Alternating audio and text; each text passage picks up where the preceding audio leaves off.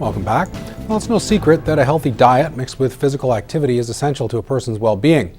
However, getting young children to eat well can often be a challenge. Jack Haskins tells us of a Lloydminster school that's running a program this month that rewards students for healthy eating habits. March is Nutrition Month for staff and students at Jack Kemp School. A number of different programs geared towards healthier eating have been set into motion. For supervisors who are traveling around to the different classrooms, what they're doing is checking around, making sure that they see some kids who are making healthy choices and encouraging those healthy lunches to come to the school. Staff have put an educational spin onto Nutrition Month by giving books to students who bring in a well-balanced lunch. It's a school. We're all about reading. So anytime that we can give a book to a kid and get them reading is the way that we win. While other incentives could have been used, books seem to be doing the trick as the students have been overjoyed with their prizes. Oh, the kids are very excited about this program. They are always wanting books. They're always wanting to read. They're always wanting to be recognized for doing something great. And we really want to encourage that with the kids, and they just think it's a great thing. Studies show that a balanced diet combined with physical activity will translate into higher academic performance. Kids can't learn if they have to be thinking about what they're going to eat next, or if they're not eating well. So by encouraging nutrition, we are encouraging learning. Jack Haskins, NewCap News. And staying in school for the moment, high school can be a trying time for students. The stress of exams, post-secondary choices, and just fitting in can be stressful. And it's easy for some students to get lost in the high school shuffle. But as Jenna Bridges explains in this week's Beyond the Classroom, alternative education is helping some students stay on track. The students involved in alternative education are still fully integrated in classrooms, but certain parts of the curriculum are modified or altered to their learning needs. Construction, the mechanics, the welding, our computers, and we make those classes modified and work for our alternate children. Spence works as a liaison for the students if they're having difficulties in the classroom and need extra support.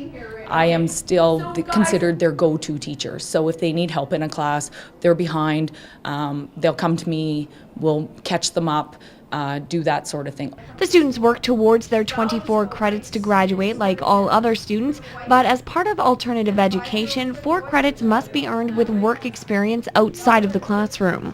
We find them the job, they go do their work experience, and they get credits for that.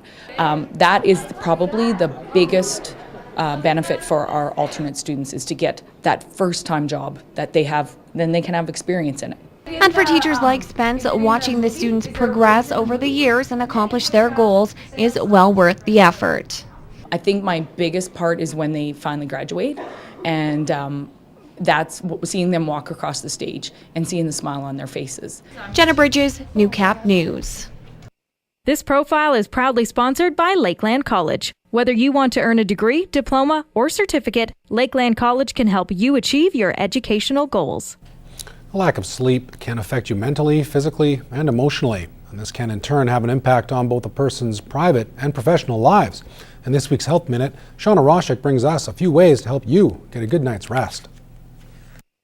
You may be feeling a little tired this week considering the recent time change, but don't make the couch the place you use to catch up with your Z's. Sleep is an absolute necessity to the body. Without sleep, the body doesn't function at its optimum level. As a matter of fact, it doesn't even function properly. A good night's rest is essential for everyone. Taking a nap if you are already sleep deprived is not recommended. The average sleep requirement is anywhere from 7 hours to 9 hours for most individuals, including children. Prescribed medication is an option. However, Dr. Saeed warns there is the possibility of addiction. Using a natural product is another alternative to help with mild to moderate sleep disorders without the negative side effects. That's the beauty of them. If used the way they're supposed to be used and used in short period of time, there's no problem with having an addictive problem or having to take more to get the same effect. Exercise will also help the body rest better and perform at an optimal level when awake. It'll help so that you replenish your body fluids and tissues and stuff. It makes it so that you're you're more ready to go. Berg also says it's not recommended to exercise 3 to 4 hours before bedtime. It may affect a good night's rest. What you're doing is you're raising your energy levels and you're raising your heat as well. When you're sleeping, your body temperature is cooling down, your body's slowing down. And so when you do that, it's actually going to be harder to go to sleep. Dr. Saeed recommends for everyone to shut off all electronic devices, as this will help to fall asleep faster. It stimulates the brain as opposed to slow it down. And just before you go to sleep, it's nice to slow everything down and go mellow. For this week's Health Minute, I'm Shauna Roshak. The Health Minute is brought to you by Dr. Scott Poxon. Your eyes deserve an optometrist. Here for your eye health. Dr. Poxon, your optometrist for your busy life.